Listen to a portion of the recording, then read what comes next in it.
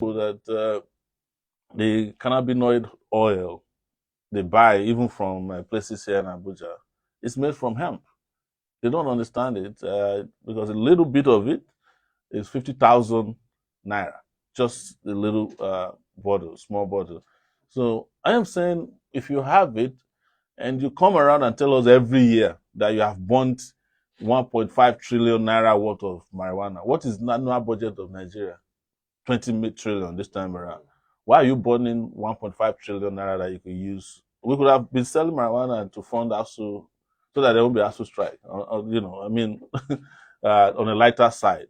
So the rest of the world has caught up to this particular golden plant, and we are still here in our own very backward nature, burning down this particular plant.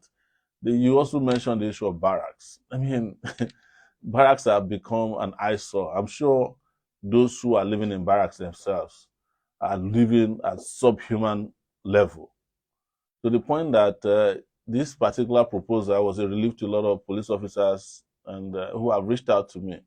What I propose is that every police officer in Nigeria should be supported with a housing scheme that will let them own their houses instead of living in barracks perpetually. Because when you retire, you have to leave the barracks. So where do you go from there? That's my concern. And already they've started some small scale housing scheme for the police, which means police officers starting from ASP, some of them even privates in the police, are already part of intensively so that those 350,000 police officers in Nigeria can have 350 houses into which they can retire. Or if they die in the course of duty, their families don't have to live at the mercy of the people in the barracks. So these are things that we all know. But a lot of leaders or so-called leaders who are aspiring to be president of Nigeria don't have the courage to talk about these issues. So I'm privileged to know and be willing to speak openly about this. There are several other programs. I think you've also heard that we are planning to scrap the 1999 Constitution because it's a fraudulent document. It's not. It's not our constitution. So it's a military constitution. We'll extensively on that, but this is still Insight on Citizen FM 93.7. And my guest is Omoyele Sowore, presidential candidate of the African Action Congress. Insight will take a short break. And when we return, we'll throw the phone lines open and you can be part of this show. Please don't go away.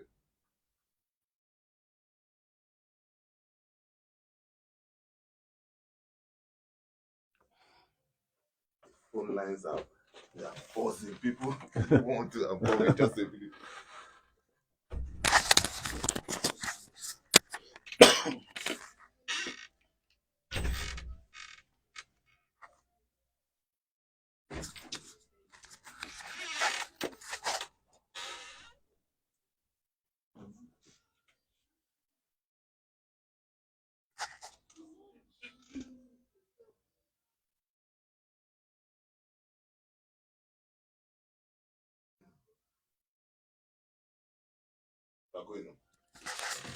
All right, let's go.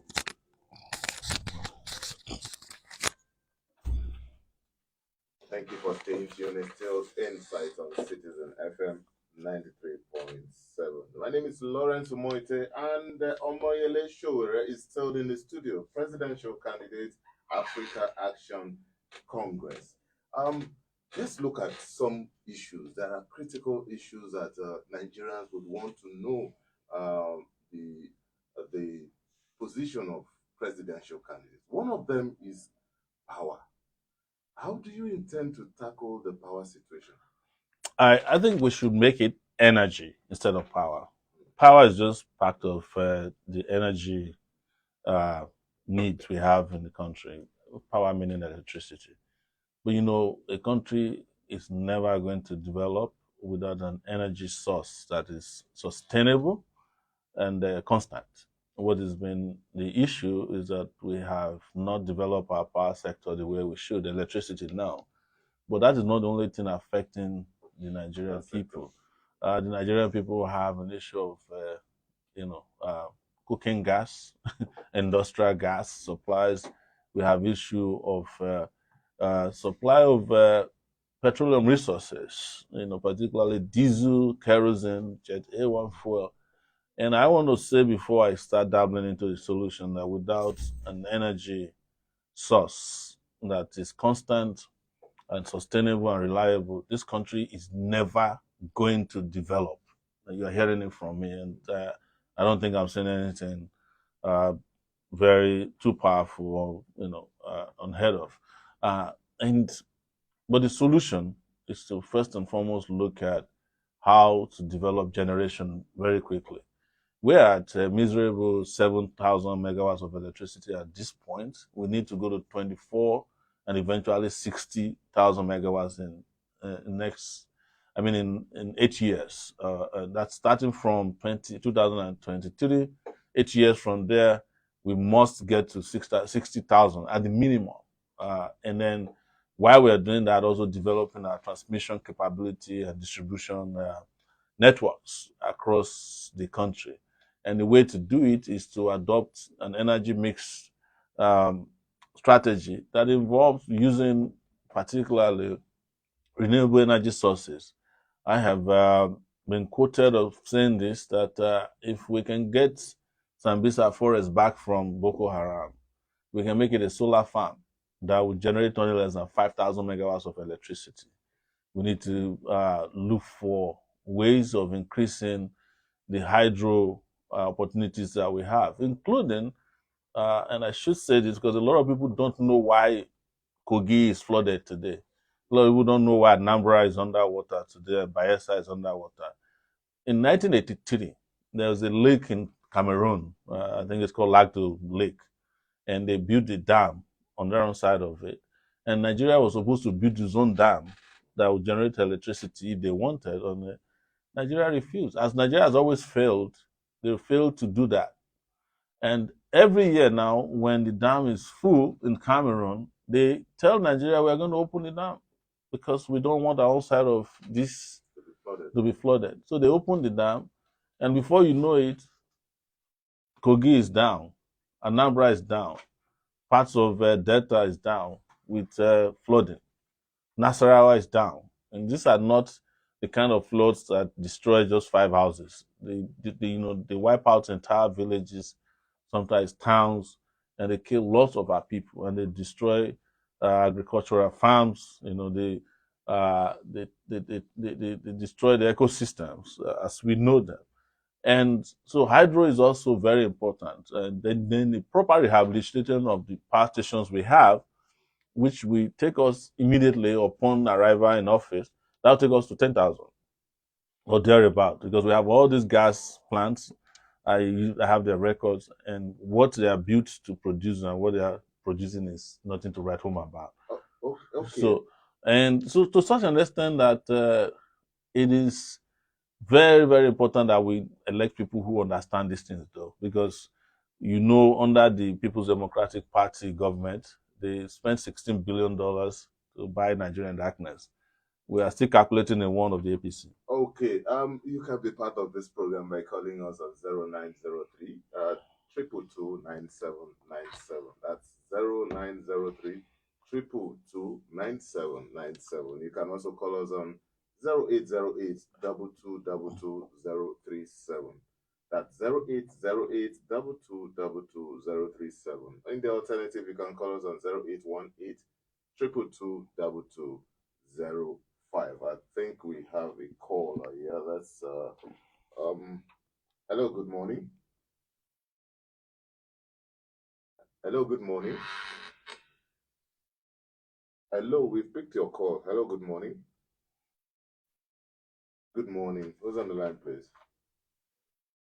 Okay, Patrick, go ahead, please. Good morning, Patrick. How are you today?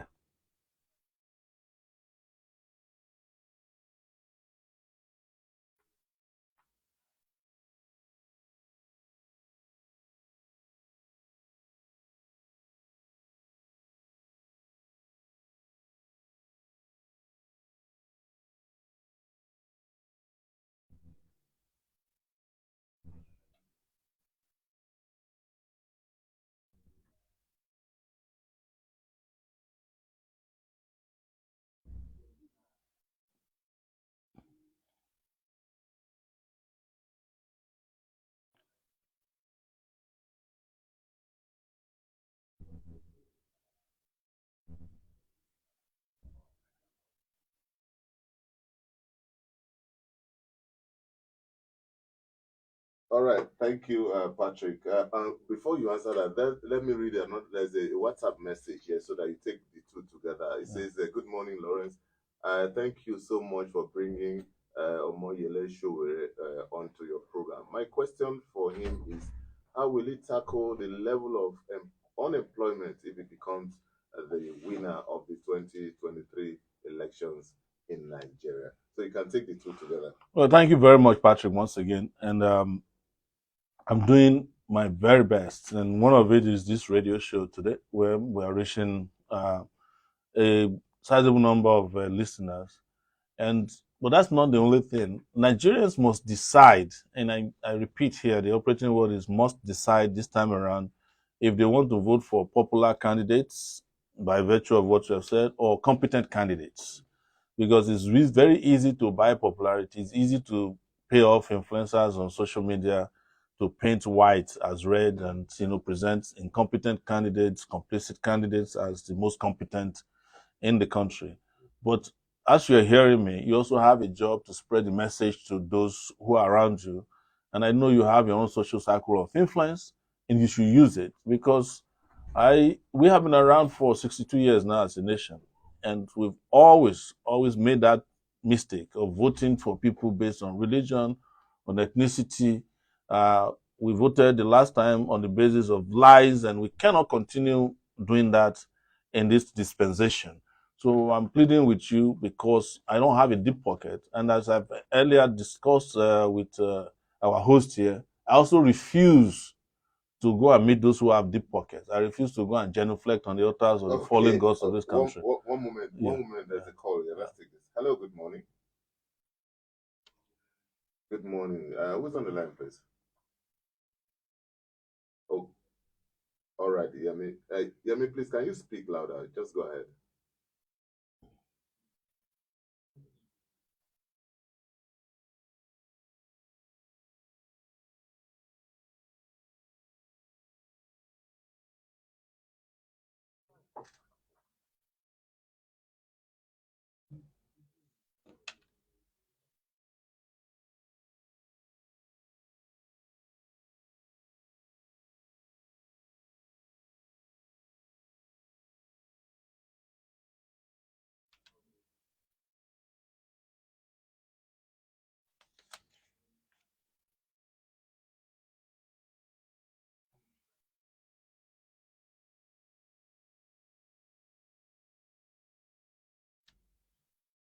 All right. Thank you so much. And just like the other, before you answer that, let me add this because I was coming to the issue of funds. We have not seen or heard about your campaign council. Don't you believe in setting up a campaign council? We have a campaign council, but I'm not going to be loud about a campaign council. I just hate this lousy way of doing politics in Nigeria. For just to say it, I did not stop campaigning since 2019. So the council has always been there. Yeah. And our campaign council members are the ones who will go to protest. They are the ones who will fight for good governance. They are the ones who fought during NSAS revolution now and all the struggles. And they are in villages, they are in towns, they are on campuses. So we don't want to have this bogey of a campaign council so that we can make you feel like we have bought new clothes to show to you on TV. It's for people to go into every nook and cranny of the country and campaign. That's the most important person. So anybody that believes in us or that believes in our agenda and ideology is a member of our campaign council. That's the way we see it. Though we have organized an administrative campaign council, but we are not going to go the route of the other people who love just shouting about campaign council when in fact they should be announcing that these are violence councils, these are bribery councils, these are compromising councils. Yes. So, but there was a question about employment, and I know this is very unemployment. All the issues that we stated out in our campaign agenda, which has to do with security, the energy sector, power, infrastructure, fighting corruption and education, investment in education, and developing a branding economic system that favors our people. We immediately provide employment. A huge amount of employment will come from the fighting insecurity. because we have shortage of security agents in the country, and we will employ more of them. We will employ over 200,000 nurses. Now we have to, I mean, 600,000 is our plan for over 8 years. Now we have to employ more because the US and the UK and Canada have taken over 8,000 doctors away from us in the last 2 years after they had COVID. And we all suffered from COVID anyway, but they had the advantage because they can pay them better and remunerate them better. The energy sector alone is capable of providing over 2 million jobs. Just to put in place a solar farm, all the young people that will be employed, not only are they going to get employed to do the job, but they have the opportunity of technology transfer. There's massive amounts of housing that we need to build for policemen, soldiers, and our own citizens. Will provide huge amount of employment, number of roads, drinking water that we have planned for, number of teachers that we need to put in our schools are all going to be sources of employment. And we will fight corruption so that nobody takes away what belongs to all of us. All right, let's take this call. Hello, good morning. Good morning. Who's on the line? All right, senior citizen Abimbola, please go ahead.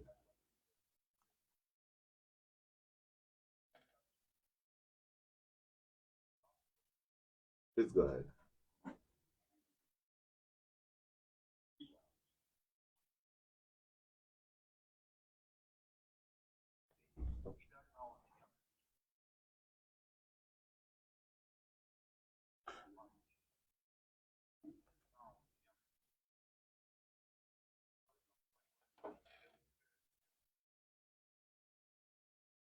Okay.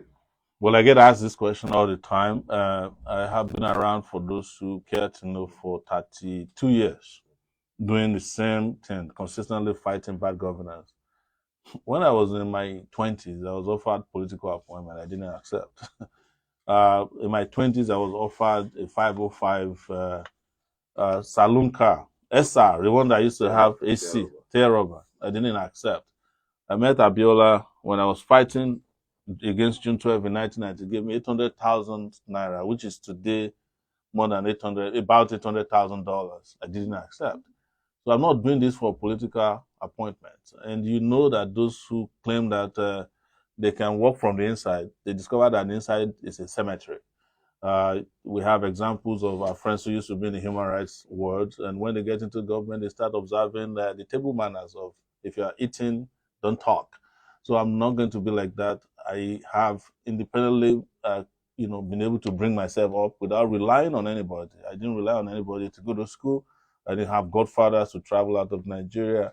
I didn't have any godfathers when I created one of the global media companies in this country. I started with a $600 laptop.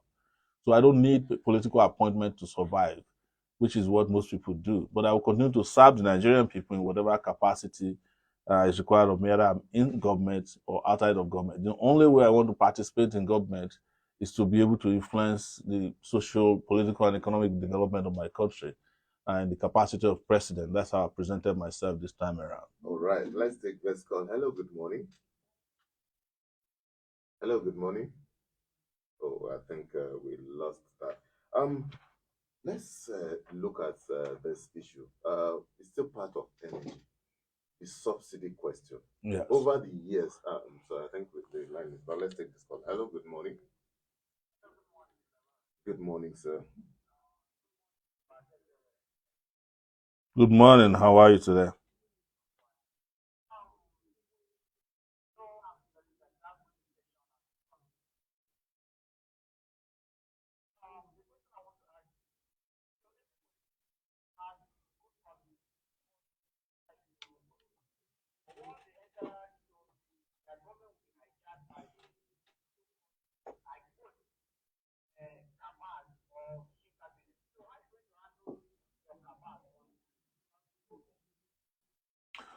Well, Right. yeah. If there's a word known as cabicide, I would use it to I will ascribe it to myself. I've fought against cabals my entire life.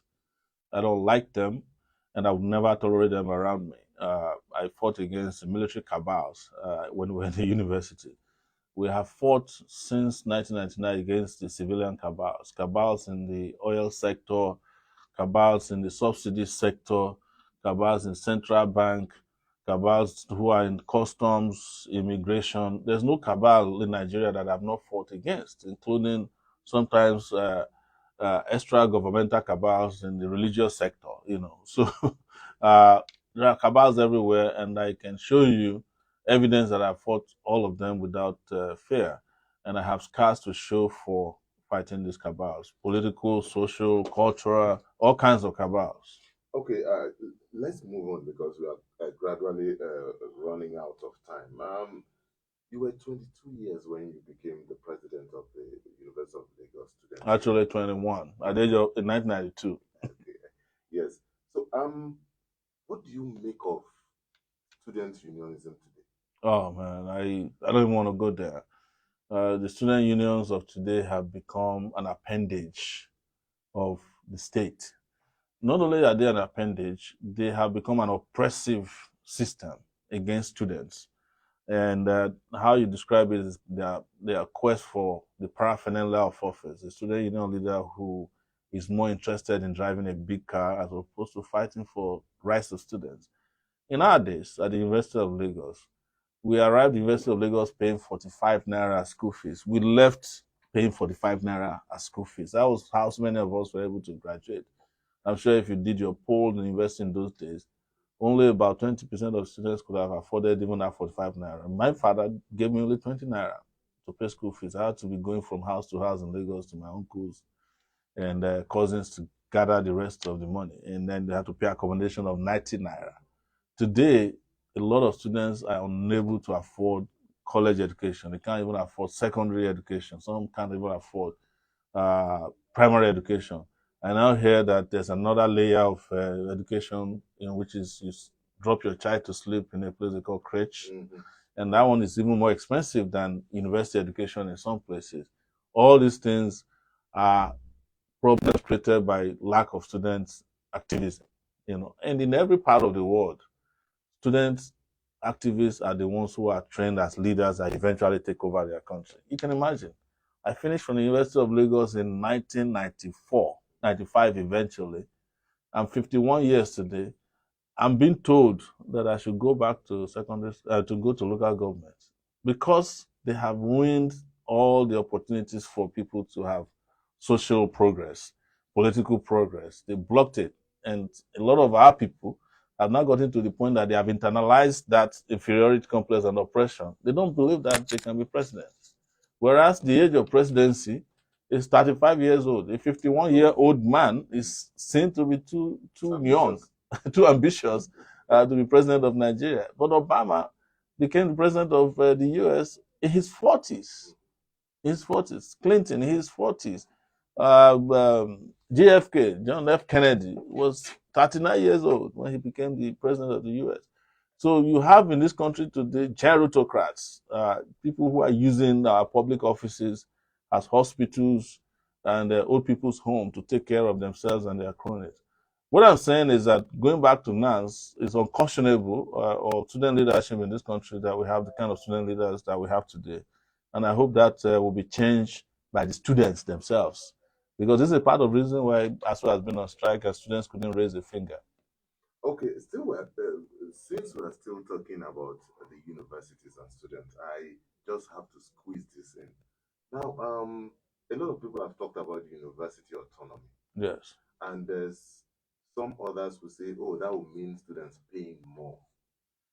Where do we go? How do we resolve the issue of the universities without unnecessarily burdening the students in terms of payment of school fees?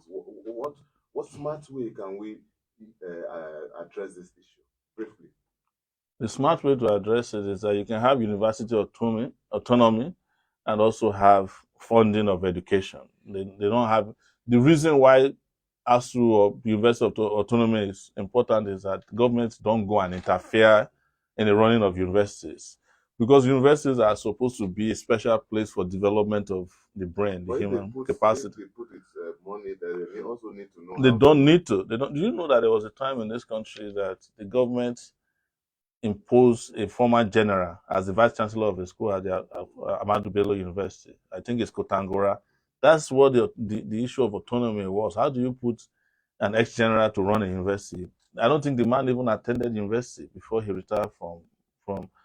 It's not your money. It's the money of the public. It's taxpayers' money. Put it where they want you to put it and forget about interfering What with about accountability? accountability can be established without uh, interfering with the investors. If you give them money, you must the system states clearly how to spend the money. The universities themselves have a budgeting process.